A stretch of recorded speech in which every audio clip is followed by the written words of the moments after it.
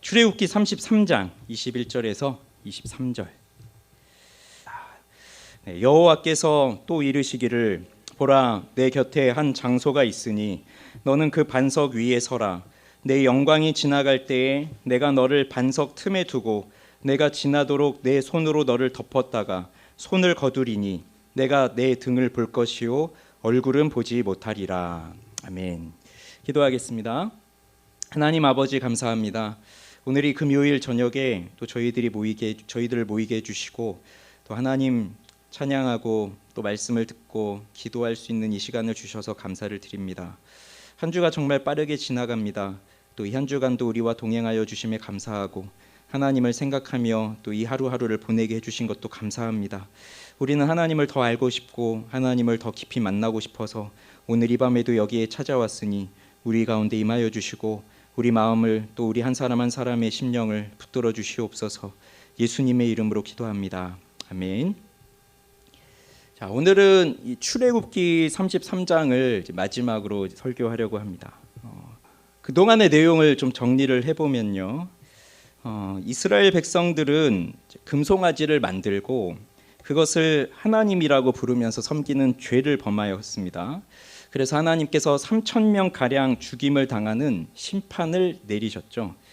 자, 하나님은 모세에게 너희를 가나안 땅으로 보내는데 나는 함께 가지 않겠다고 했습니다. 자, 백성들은 이 비참한 말씀을 듣고 슬퍼하며 자신을 단장하지 않았습니다. 자, 이것이 회복의 조짐으로 나타났습니다. 그리고 모세는 회막을 만들어서 여호와를 앙모하는 자들은 다 회막으로 나아오게 했고, 그러면서 여호와를 만났죠. 여호와의 구름 기둥이 그 회막에 임함으로써 이제 회복이 시작이 일어났습니다. 회복의 시작이 곧 기도하는 사람들을 통해서 회복이 일어났습니다. 그런 다음 모세는 하나님께 3번에 걸쳐서 간구를 했고 하나님은 모세의 간구에 응답을 해주셨습니다. 오늘 본문은 이 모세의 마지막 3번째 간구에 대한 하나님의 응답이에요. 자, 그 부분을 지난주에 이어서 설교를 하도록 하겠습니다. 모세는 지난주에 3번째 간구에 보면 주의 영광을 내게 보이소서라고 구하였습니다. 이에 대해서 하나님은 내가 내 모든 선한 것을 내 앞으로 지나가게 하고 여호와의 이름을 내 앞에 선포하리라 라고 하셨는데, 그런데 내 얼굴은 보지 못하리라 이렇게 말씀을 하셨어요. 즉 하나님을 보고 살 자가 없다고 하셨습니다. 선한 것을 지나가게 하고 이름은 선포하겠지만 내 얼굴은 보지 못할 것이다. 이러한 응답은 모세의 간구에 대해서 거절하시는 것 같은 말씀입니다. 그러나 이것이 하나님께서 모세에게 주시는 정확한 응답이었어요. 하나님께서 말씀하신 대로 하나님의 영광이 그대로 나타나게 되면 모세 역시 죽을 것이기 때문에 그렇습니다. 그러면 하나님의 얼굴을 보면 죽는 모세를 향해서 또 하나님의 영광 앞에 서면 죽게 되는 우리 인간들을 향해서 하나님은 자신의 영광을 어떻게 나타내시는가, 오늘 말씀에 보면 이제 3가지의 원리, 3가지의 방법이 나옵니다. 우선 첫 번째는 하나님은 자신을 나타내실 때 하나님의 방법대로 하신다는 거예요. 모세의 간구는 정말로 하나님을 보고 싶어하는 갈망이 들어있는 간구였습니다. 아마도 모세는 불타는 떨기나무나 갈라진 홍해 바다의 그 틈 속에서 그 하나님을 보는 게 아니라 정말 그 하나님 자체, 그러니까 지금 내 눈앞에 하나님의 얼굴이 딱 등장하면서 정말 그 하나님 자체를 보고 싶어 했던 것 같아요. 그런데 모세가 원하는 대로 하나님이 응답하시지 않으시죠. 이게 우리가 배워야 할 점입니다.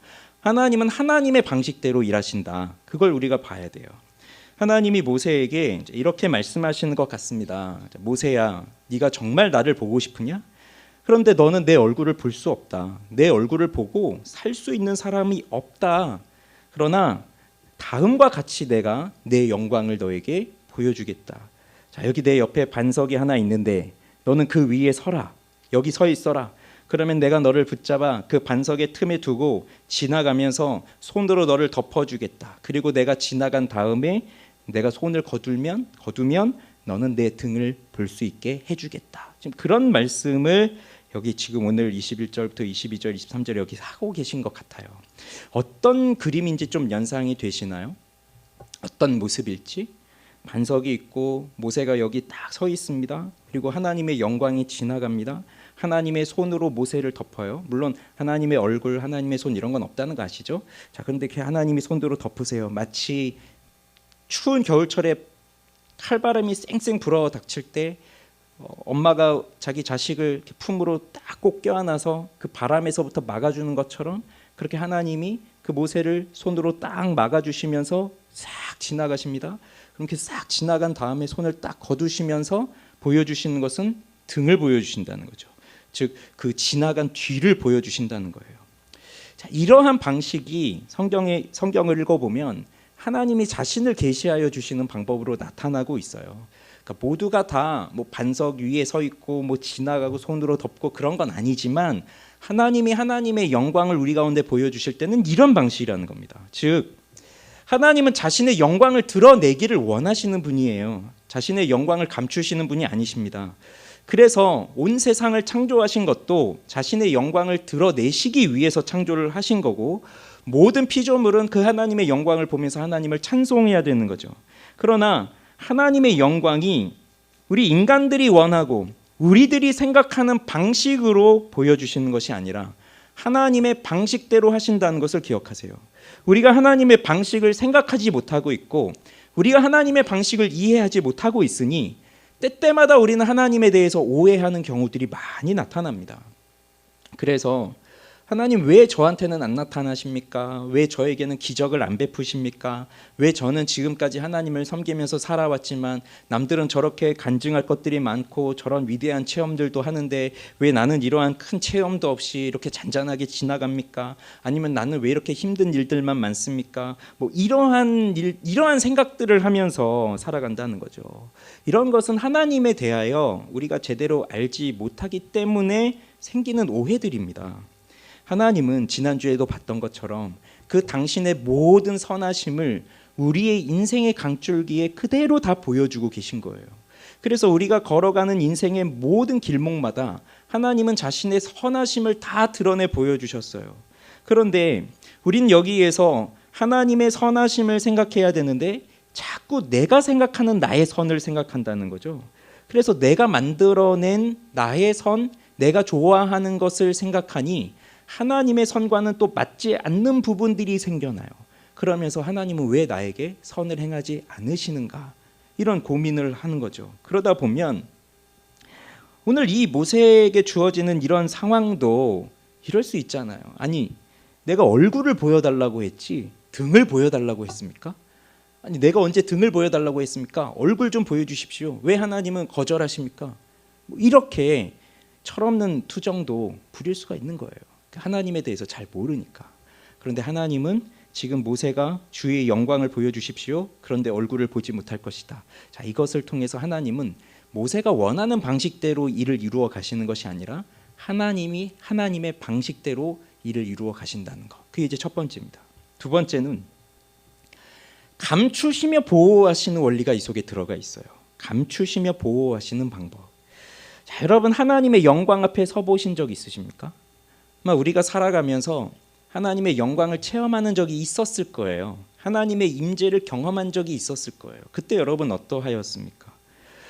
하나님의 영광 그 자체에 우리가 딱 서게 되면 우리는 어떠한 심정을 갖게 될까요? 우리는 어떠한 모습으로 있을 수 있게 될까요? 자, 오늘날의 시대는 뭐 핵폭탄을 만들고 원자폭탄을 만들고 거기서 나오는 빛으로 모든 것을 다 한 번에 없애버릴 수 있는 그런 시대를 우리가 살아가고 있고, 그리고 우리는 그러한 폭탄을 또 무서워합니다. 그 사람이 만들어낸 그러한 빛에도 우리는 또 서 있지 못하는 그러한 존재예요. 그런데 빛을 창조하신 하나님 앞에 서게 된다면 어떻게 될까요? 지금 모세는 하나님 곁에 있는 반석 위에 서라고 했어요. 모세는 그저 그 반석 위에 서 있을 뿐입니다. 나머지는 하나님이 다 하고 계세요. 자, 하나님의 영광이 몰려옵니다. 그러면 시내산에서 이스라엘 백성들이 하나님의 영광, 그 구름과 불로 임하시는 그 영광을 보면서 두려워서 그 산 위에 가까이 가지도 못했었잖아요. 자, 그러한 그 두려운 영광이 몰려오고 있을 때 그때 모세는 어떡하겠어요? 하나님을 만나는 사람들마다 다 첫마디가 화로 다 죽게 되었도다, 내가 망하게 되었도다, 그거잖아요. 자, 그럼 모세는 그 하나님의 영광이 내 앞에 있을 때 큰일 났다, 나 어디 숨어야 되겠다 하고 그렇게 숨을 곳을 찾다 보니 바위 틈이 보이고 그 반석 틈 속으로 들어가서 숨었느냐? 그것이 아니라는 거예요. 모세는 그냥 하나님이 있으라고 한 그 자리에 서 있을 뿐입니다. 반석 틈에, 반석 위에 서 있어라. 그리고 내가 너를 반석 틈에 두고, 내가 너를 두겠다는 거예요. 하나님이 숨겨주시겠다는 거예요. 그리고 내 손으로 너를 덮었다가 하나님이 자신의 손바닥으로 가려주시겠다는 것입니다. 왜 그러는 거죠? 모세를 보호하기 위함이에요. 이렇게 하지 않으면 모세는 죽으니까요. 그렇다면 하나님은 어떠한 분이십니까? 하나님은 자신을 나타내기를 기뻐하시는 분이신데, 그렇지만 그 영광을 나타내실 때에는 항상 이렇게 감추심이 있다는 거예요. 감추셔서 보호하신다는 거예요. 하나님이 있는 그대로를 다 보여주시면 죽어요. 그러니 어느 일부분은 감춰주시는 거예요. 그리고 보호해 주시는 거예요. 하나님을 배우는 영광스러운 축복의 자리에 항상 하나님의 감추심이 있고 하나님의 보호하심이 있었습니다. 출애굽기 34장에 보면 하나님께서 말씀하신 대로 모세에게 나타나시는 장면이 이어져요. 여호와께서는 구름 가운데 강림하시고 여호와의 이름을 선포하십니다. 6절을 보면 여호와께서 그의 앞으로 지나시며 선포하시되 여호와라 여호와라, 자비롭고 은혜롭고 노하기를 더디하고 인자와 진실이 많은 하나님이라. 인자를 천대까지 베풀며 악과 과실과 죄를 용서하리라. 그러나 벌을 면제하지는 아니하고 아버지의 악행을 자손 3, 4대까지 보응하리라. 이것을 보면 여기에는 하나님의 큰 사랑이 나타나 있습니다. 죄를 용서하신 하나님의 크신 사랑이 여기에 나타나 있습니다. 그리고 벌을 면제하지 아니하신다는 하나님의 의로움도 나타나 있습니다. 바로 이 말씀 속에 하나님의 사랑과 하나님의 공의가 여기에 다 들어가 있거든요. 그러면 이 하나님의 사랑과 이 하나님의 공의 앞에 누가 서 있을 수 있을까요? 누가 여기에 서서 살아남을 수 있는 사람이 있을까요?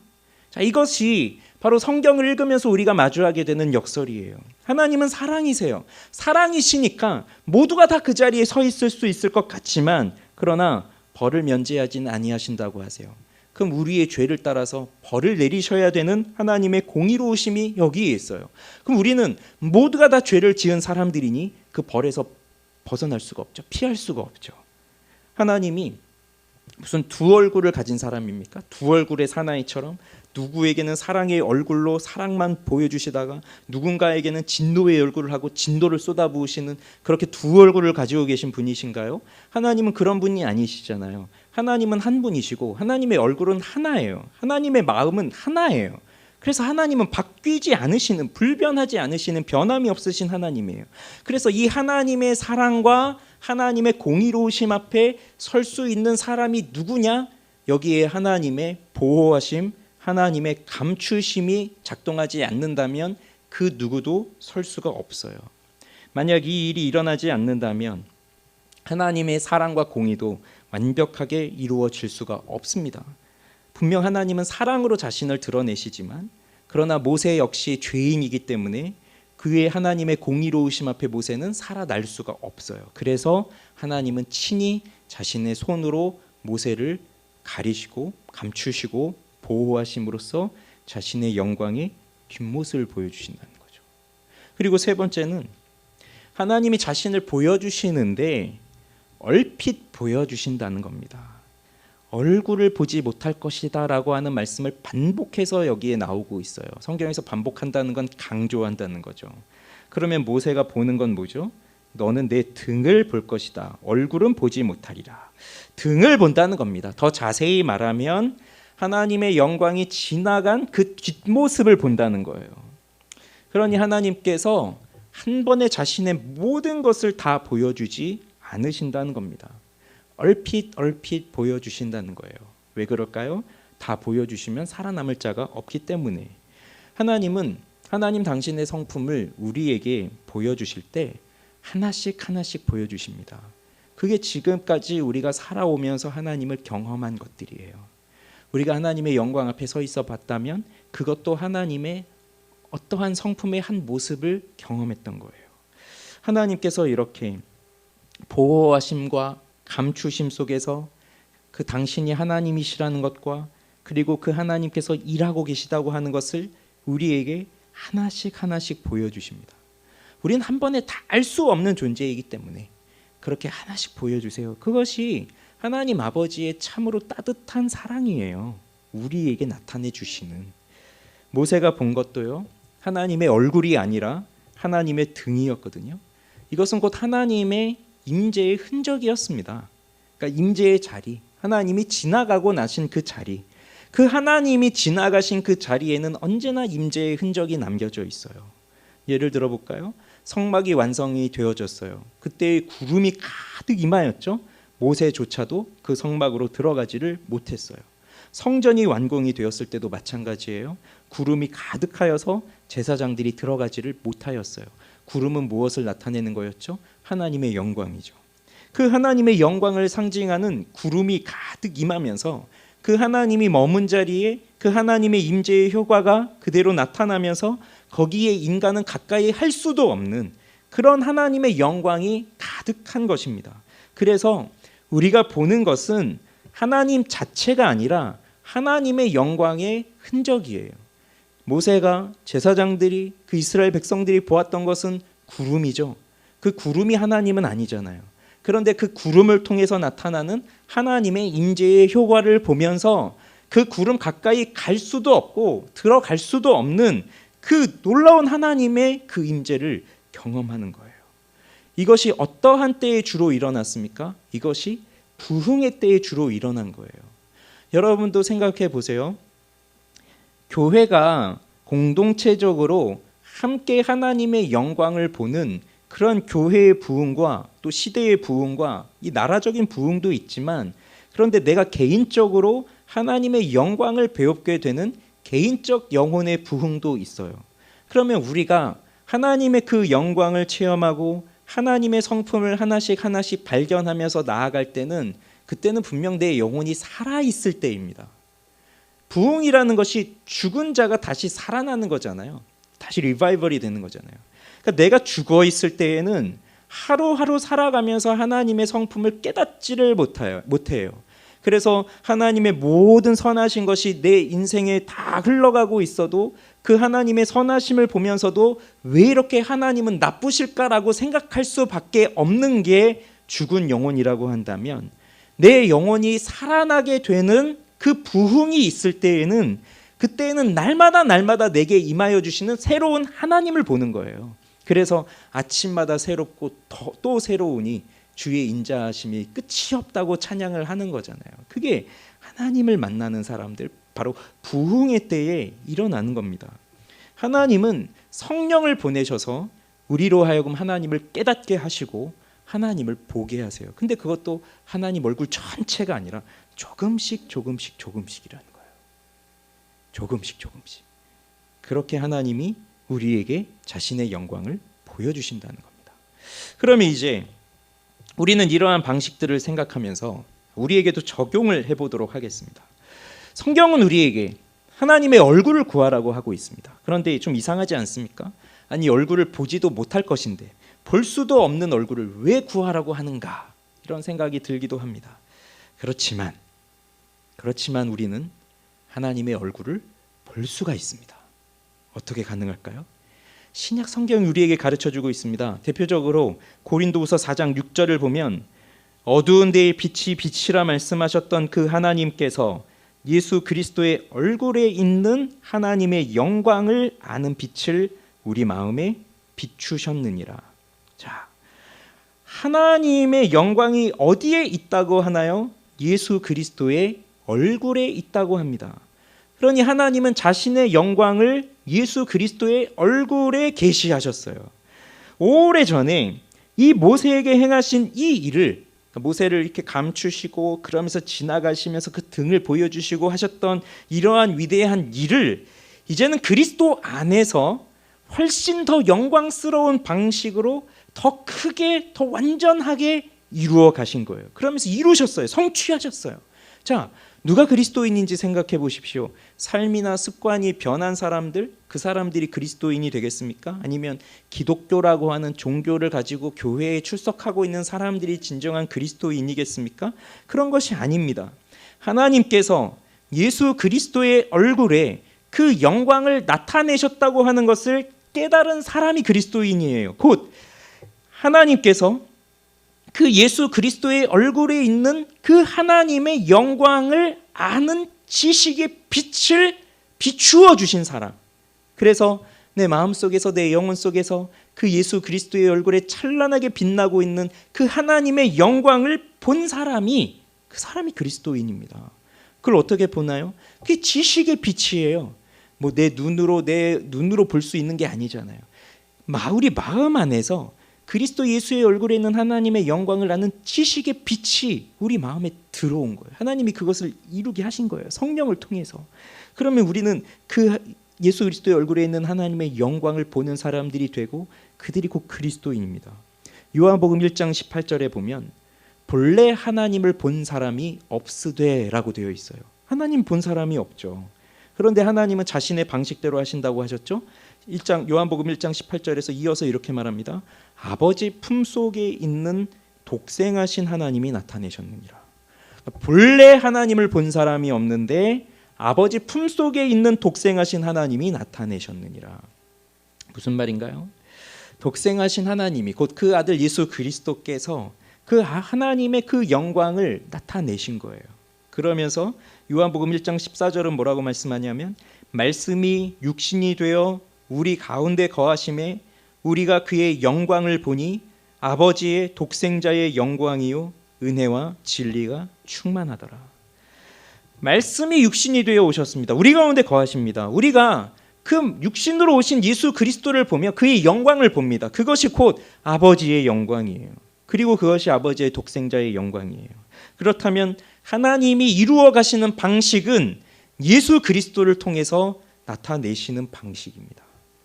예수님께서, 생각해 보십시오. 예수님께서 우리를 감추시고 우리를 보호하기 위해서 친히 그 예수님께서 자신을 감추시고 우리에게 오셨어요. 그는 근본 하나님의 본체시나 하나님과 동등됨을 취할 것으로 여기지 아니하시고 오히려 자기를 비워 종의 형체를 가지사 사람으로 오셨어요. 우리에게 하나님의 영광을 보여주시기 위해서 그분 안에 충만한 하나님 됨을 감추시고 우리에게 오셔서, 우리가 그 예수 그리스도의 얼굴을 보게 되면 그는 곧 하나님의 얼굴을 보는 것이고, 우리가 예수 그리스도를 영접하게 되면 그는 곧 하나님을 영접하게 되는 이 놀라운 일을 예수님이 오셔서 우리에게 하신 거예요. 그것을 어디에서 가장 잘 보여주셨습니까? 우리를 보호하시는 그 장면이 어디에서 가장 잘 나타나십니까? 십자가에서 나타나시는 거죠.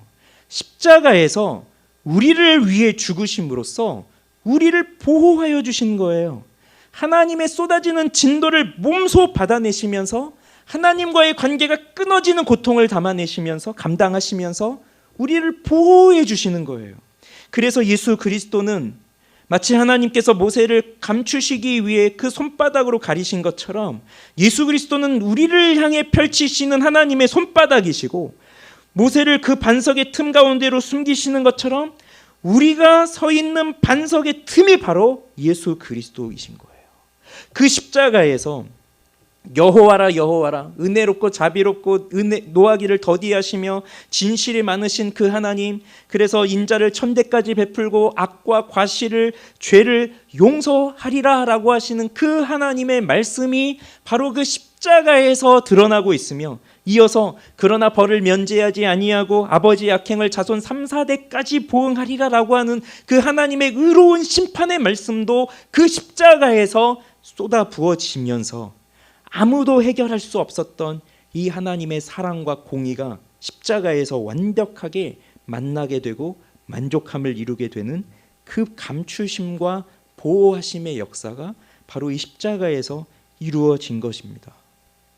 그렇게 하나님은 하나님 자신의 방식으로, 즉 예수 그리스도를 통하여서, 그리고 십자가에서 우리를 감추시고 보호하심으로써 하나님의 영광을 우리에게 분명히 보여주셨어요. 그러니 우리에게는 이러한 은혜가 주어져 있기 때문에, 그렇기 때문에 우리는 담대히 하나님의 영광을 구할 수 있는 사람들이 된 것이 아닙니까?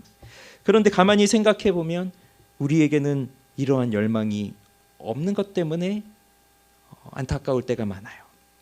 모세처럼 주의 영광을 내게 보여주시옵소서, 이렇게 기도할 용기와 담대함이 없어서 우리 자신이 매우 초라해질 때가 많습니다.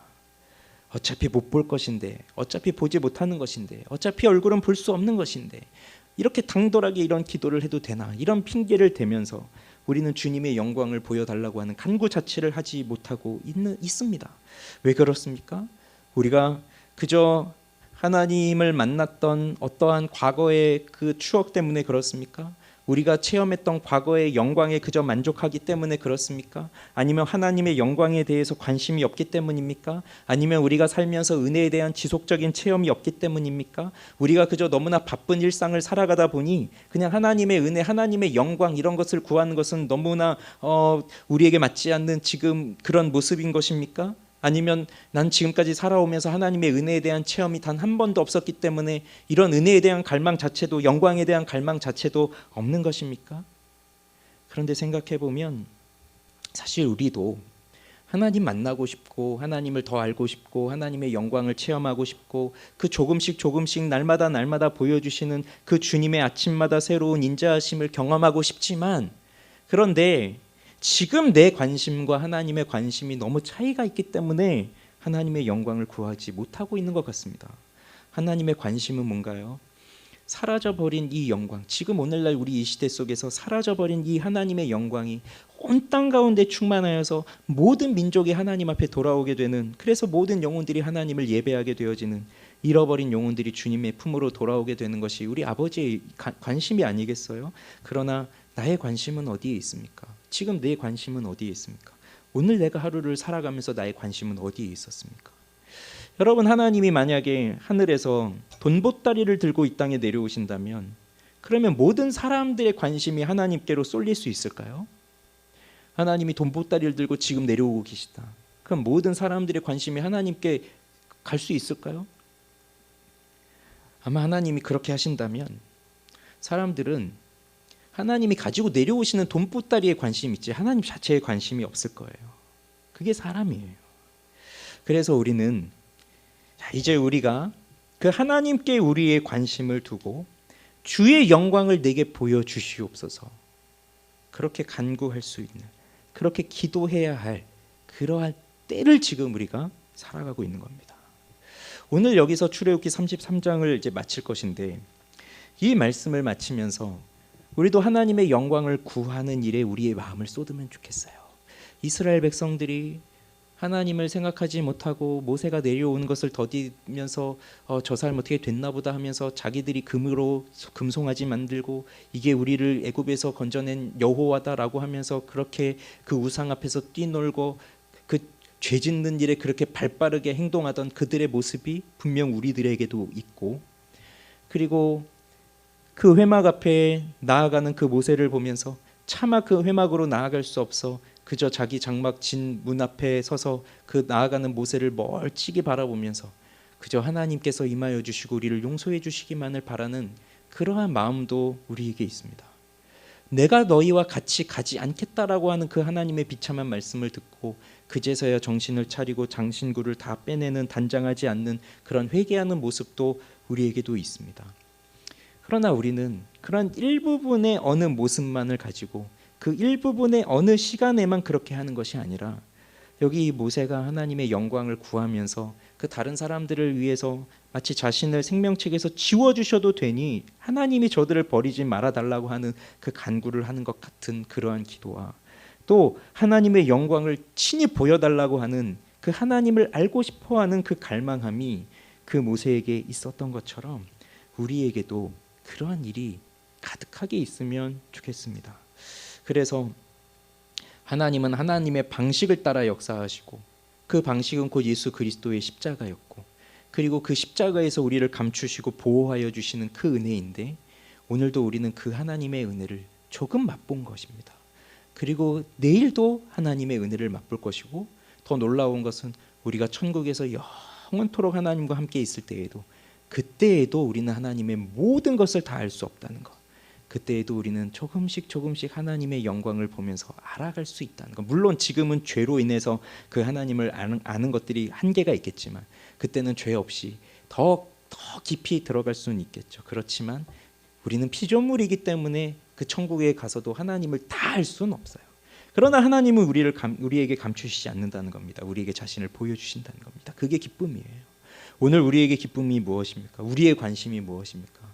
하나님의 영광을 맛보는 그것이 우리에게 가장 큰 기쁨이 되기를 원하고, 우리 교회가 그 하나님의 영광이 충만한 교회가 되기를 원하고, 그래서 우리를 통해서 그 하나님의 영광이 나타나서 부흥의 때에 사도행전에 보면 많은 사람들이 그 교회의 모습을 보면서 그들을 칭송하였던 것처럼, 그렇게 하나님의 일하심을 보며 하나님의 영광을 체험할 수 있고, 그러면서 택한 자들이 주님의 품으로 많이 돌아오게 되는 그러한 일이 우리 교회에도 일어나기를 소망합니다. 우리 주님께서 우리와 함께 하실 것을 바라보면서 오늘 우리 주님 가까이 우리 주님의 영광을 구하며 나아가는 우리 모두가 되기를 주님의 이름으로 축원합니다.